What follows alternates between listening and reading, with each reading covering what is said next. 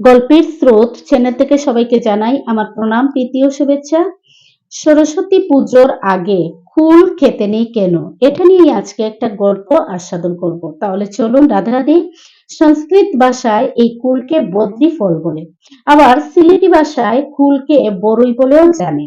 বৃন্দাবনে বদ্রি বন নামে একটা জায়গা আছে, সেখানে অনেক কুল বৃক্ষ রয়েছে। ভারতের 4 ধামের মধ্যে একটা ধাম হচ্ছে এই বদ্রীনাথ। এই বদ্রীনাথ হচ্ছে মহর্ষি বেদব্যাসের ভূমি। মহর্ষি বেদব্যাস এই বদ্রীনাথে আশ্রম বানিয়ে বসবাস করতেন, তাই এই বদ্রীনাথকে বলা হয় বদ্রীবন। কিন্তু এই বদ্রীনাথকে বদ্রীবন বলা হয়েছে কেন, তার পেছনে একটা সুন্দর রোচকতা রয়েছে।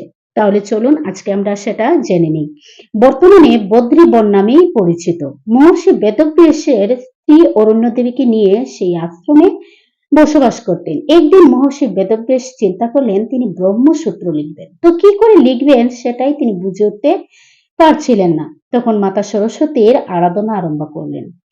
মাতা সরস্বতী, তুমি আমায় কৃপা করো, আমি ব্রহ্মসূত্র লিখব।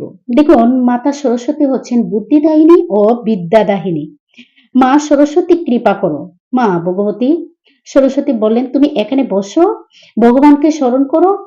ভগবত কৃপাতে সিদ্ধি লাভ হয়। ভগবত কৃপা ছাড়া কিছুই সম্ভব নয়। ভগবানের কৃপাতেই সিদ্ধি লাভ সম্ভব হয়। ভগবানের কৃপা হলে সহজেই সব পাওয়া যায়। তখন মহর্ষি বেদব্যাস বললেন, মা, আমি কি করে বুঝবো আমার সিদ্ধি লাভ হয়েছে? তখন মাতা সরস্বতী বললেন, আমি একটা কুলের বৃক্ষ, একটা কুলের বীজ লাগিয়ে দেব, সেটা থেকে তুমি আস্তে আস্তে বুঝতে পারবে। মাতা সরস্বতী কি করলেন, একটা কুলের বীজ লাগিয়ে দিলেন। মা সরস্বতী বললেন, তুমি সাধনা করতে থাকো। যেই দিন এই বীজ থেকে বৃক্ষ উঠবে, সেই বৃক্ষ বড় হবে এবং সেই বৃক্ষে ফল ধরবে, ফলটা পাকবে এবং সেই ফল পেকে তোমার উপর পড়বে, তখন বুঝবে তোমার সাধনা পূর্ণ হয়েছে, তোমার সিদ্ধি লাভ হয়েছে। মহর্ষি বেদব্যাস সেখানে দিব্য সাধনায় বসলেন। ব্রহ্ম নদীর সরস্বতীর তটে অবস্থিত সরস্বতী ভূমি সেটা। মহর্ষি বেদব্যাস সাধনায় রত হয়েছেন।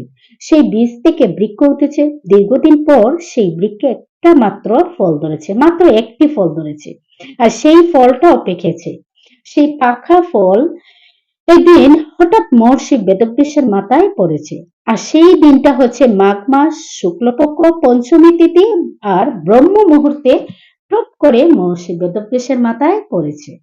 মহর্ষি বেদব্যাস দেখলেন এটা তো হচ্ছে সেই ফল, সরস্বতীর দিব্য বাণীর সেই বদ্রী ফল।